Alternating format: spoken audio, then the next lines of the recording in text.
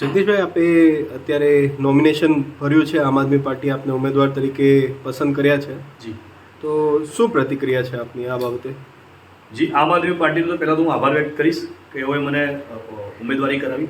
સાથોસાથ હું કડીના સમગ્ર મારા સાથી મિત્રો, કડીના સ્થાનિક રહીશો, કડીના ભાઈઓ બહેનો માતાઓનો ખૂબ ખૂબ આભાર વ્યક્ત કરીશ કે તેઓએ મને આટલો બધો સાથ સહકાર આપ્યો. અને હું આ કડીના તમામ રહીશોને વચન આપું છું કે ચૂંટણીનું પરિણામ જે પણ આવે, તમારો દીકરો, તમારો ભાઈ તમારી સાથે જ છે અને તમારી સાથે રહેશે અને તમારા તમામ પ્રશ્નો માટે હું સતત તમારી સાથે ઉભો રહીને લડતો રહીશ. આપની જે અત્યારે નોમિનેશન ફાઇલ કર્યા પછી આપને જીતવાની કેટલી ઉમ્મીદ છે? 100%, કે અમારી પાર્ટીના તમામ વ્યક્તિ પોઝિટિવ છે, હું પોઝિટિવ છું, કડીના લોકો, મારા તમામ મિત્રો પોઝિટિવ છે અને અમને વિશ્વાસ છે કે સચ્ચાઈ અને ઈમાનદારીની 100% જીત થશે. આપના રોડ શોમાં ખાસ તમે જોયું કે પ્રદેશ પ્રમુખ ઈશુદાનભાઈ ગઢવી આવેલા,